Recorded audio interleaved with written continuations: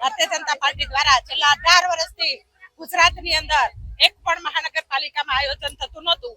રાજકોટ મહાનગરપાલિકામાં ભારતીય જનતા પાર્ટીના આયોજનથી આજે 19મું વર્ષમાં મંગલ પ્રવેશ ગણપતિ ઉત્સવ કરી રહ્યું છે. ઉત્સવની તો સાથે સાથે આપ જોઈ રહ્યા છો કે બહેનોનો રેડ ડ્રેસ છે, એની સાથે સાથે બહેનોના કાર્યક્રમો, યુવાનોના કાર્યક્રમો, શાળા કોલેજના બાળકોના પણ કાર્યક્રમો અને સાંસ્કૃતિક કાર્યક્રમોની સાથે સાથે આ 10 દિવસનો કાર્યક્રમ રેસકોર્સના વિશાળ મેદાનની અંદર થવા જઈ રહ્યો છે. ત્યારે રાજકોટની જનતાને પણ ગણપતિ મંગલ મહોત્સવ સમિતિ દ્વારા રેસકોર્સની અંદર ગણપતિ દાદાના દર્શન કરવા વધારે તેમજ કાર્યક્રમનો પણ ખૂબ સુંદર મજાનું આયોજન કરેલ છે, એનો પણ લાભ લે.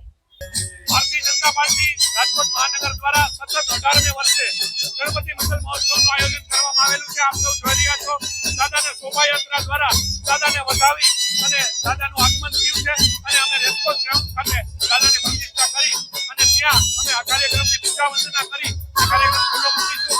રોજ અનેક સ્પર્ધાઓનું આયોજન કરેલું છે, સાંસ્કૃતિક કાર્યક્રમોનું આયોજન કરેલું છે.